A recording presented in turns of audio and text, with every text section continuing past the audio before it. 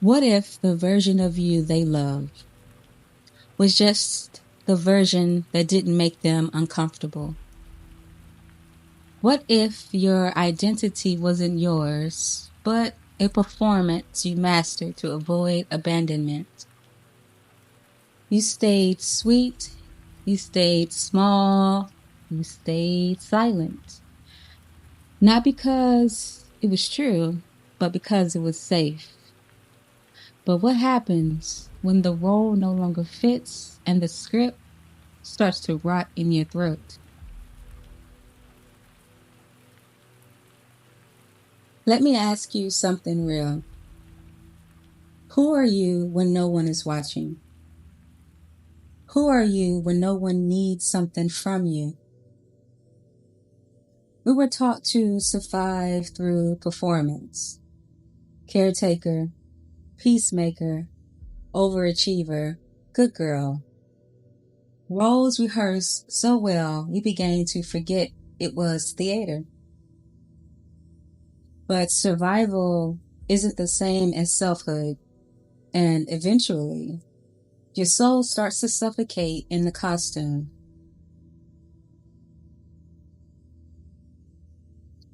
This is Empowered Shadows, and tonight, we're pulling the curtain back on the roles you outgrew, but never felt safe enough to release. Because the rehearsal is over, and who you really are is ready to take the stage.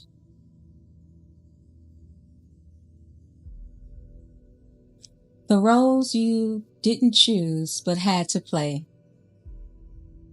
You didn't audition for these parts. You inherited them.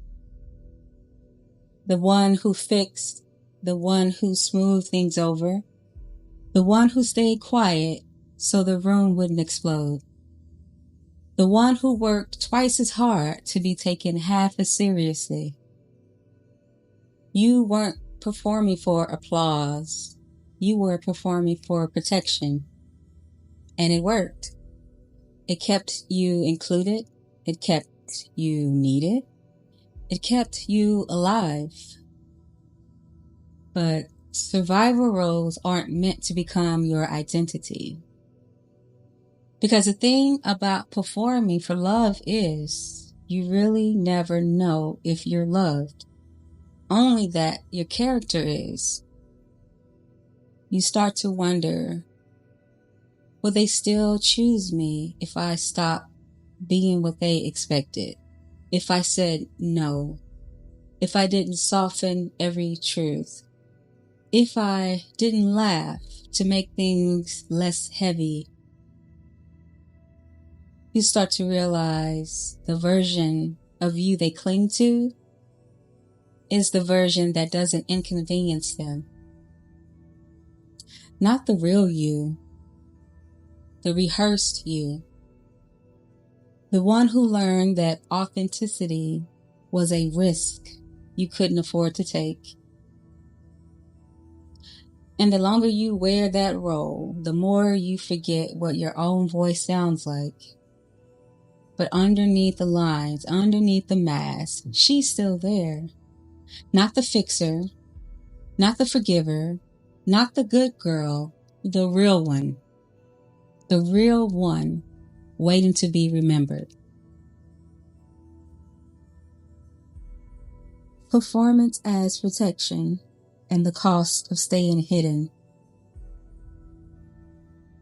You didn't perform because you were fake.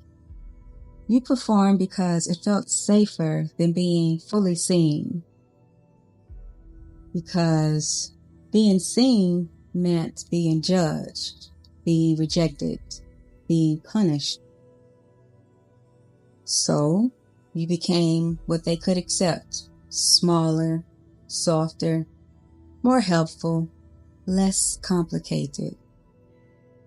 You'd held your breath for decades, just trying not to be too much. But here's the cost no one tells you about performance. Eventually, you lose track of what was real. Not because you're a liar, but because you were trying to stay alive in systems built to erase you. And sometimes the scariest thing is being rejected. It's realizing you were never truly loved in the first place, only tolerated in the role you played. Because when you stop performing, people leave. They lash out. They say you've changed. They call you difficult, distant, selfish. But what they're really saying is, I don't know how to control this version of you. And that's not your burden. Because the self you're becoming, she doesn't audition anymore. She doesn't sacrifice her voice for belonging. She doesn't rehearse her feelings before speaking. She shows up real, even when it costs her the roles she used to survive.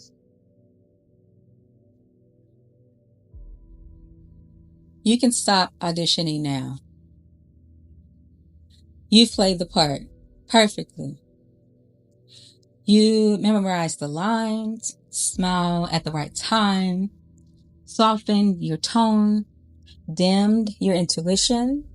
You made everyone else comfortable, even when it hurt. But now, you don't want the role anymore.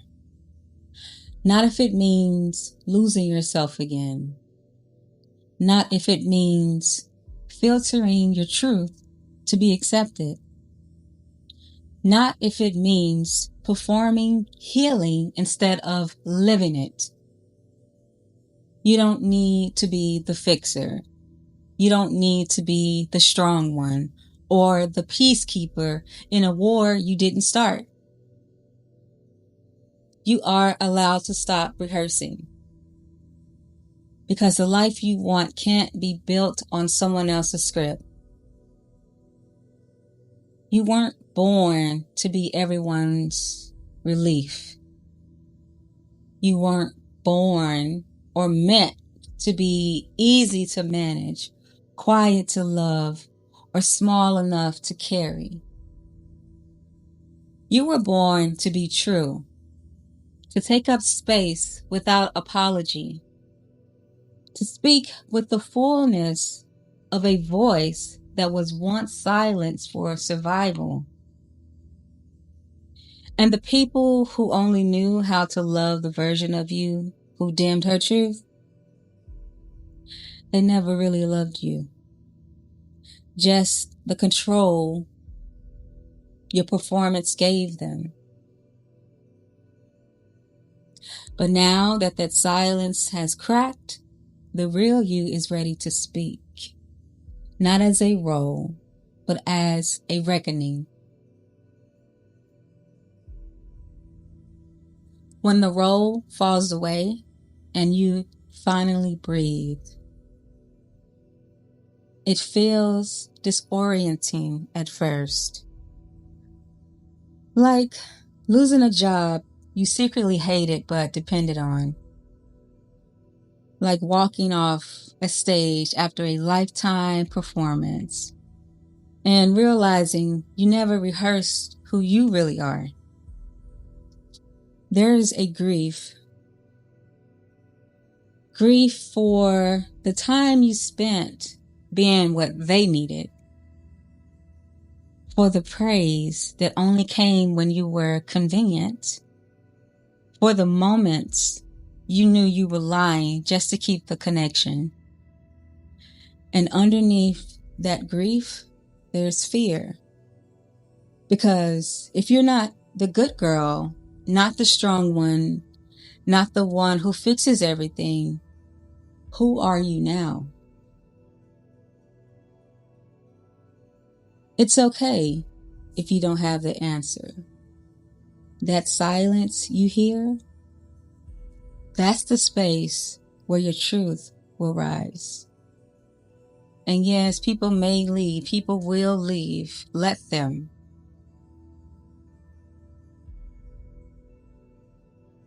They were never applauding you. They were applauding the version of you who made them feel superior, safe, or in control. But the woman rising now, she's not here to be understood by those who only knew her in fragments. She's not here to win favor. She's not here to fit the frame. She's here to feel, to trust, to become someone she hasn't met fully yet. And that's freedom, not fear. Becoming the woman you were always meant to be. She's not loud, but she doesn't shrink. She's not soft for safety, but she's not hardened to survive either. She's not trying to be good. She's trying to be whole. This woman you're meeting now, she doesn't flinch when her truth makes people uncomfortable. She doesn't apologize for her presence. She doesn't offer a diluted version of herself to people who can only love her for her silence. This is a woman who comes forward when you stop negotiating your worth. And you will know when you meet her. You'll know when you stop explaining your boundaries. You stop flinching around conflict. You stop mistaking loyalty for self-betrayal. She's not the role. She's not the survival story. She's not the mask. She's the mirror of your healing. The version of you that doesn't need a script to feel safe anymore. You don't owe anyone the performance. You don't owe anyone the comfort of their favorite version of you. You owe yourself a life that feels like truth, even if it costs you everything that felt familiar.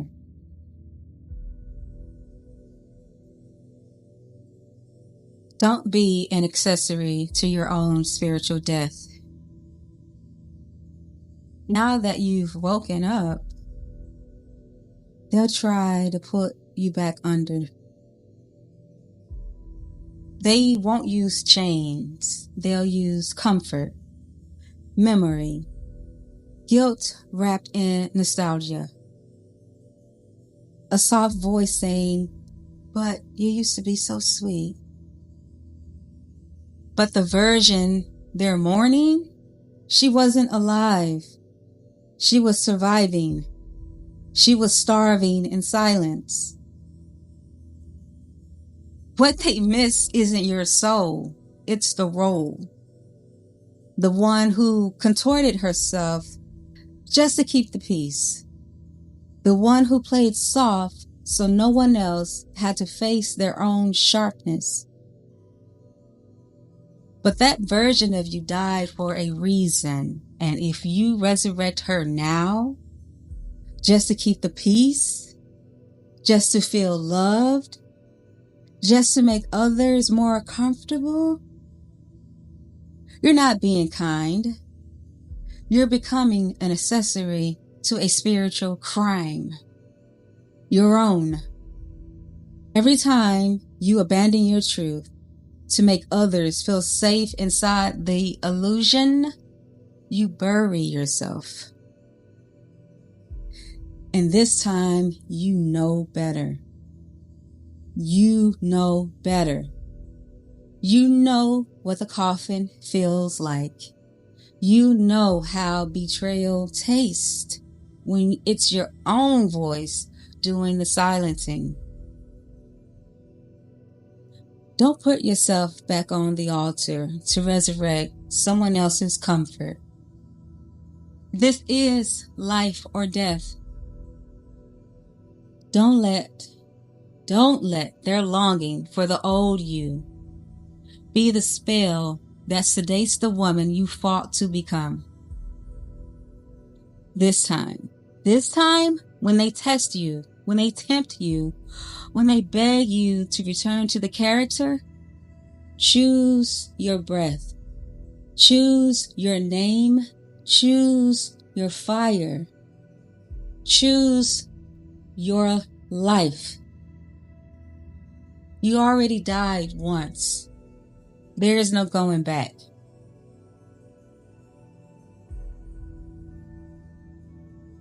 If you can, place your hand on your chest. Breathe deep into it. That's her. The one underneath the costume. The one who never needed the performance. The one who's been waiting for you to remember her. This is not a metaphor. This is a return. Now say it just for you. Say, I release the role. I release the silence. I release the performance that kept me alive, but kept me from living. Let your voice shake. Let your hands tremble. That's not fear. That's resurrection. This is the moment you reintroduce yourself to your own reflection. No script, no performance, no permission needed. And if they can't love this version of you, they were never meant to witness her. Because this isn't who you became. This is who you've been since before the roles, before the mask, before the world convinced you you had to earn your place. You are no longer performing. You are becoming. You don't owe anyone the version of you they fell in love with while you were dying. You don't owe anyone the smile you rehearsed while your soul was breaking. You don't owe them the silence that cost you your voice. That wasn't you.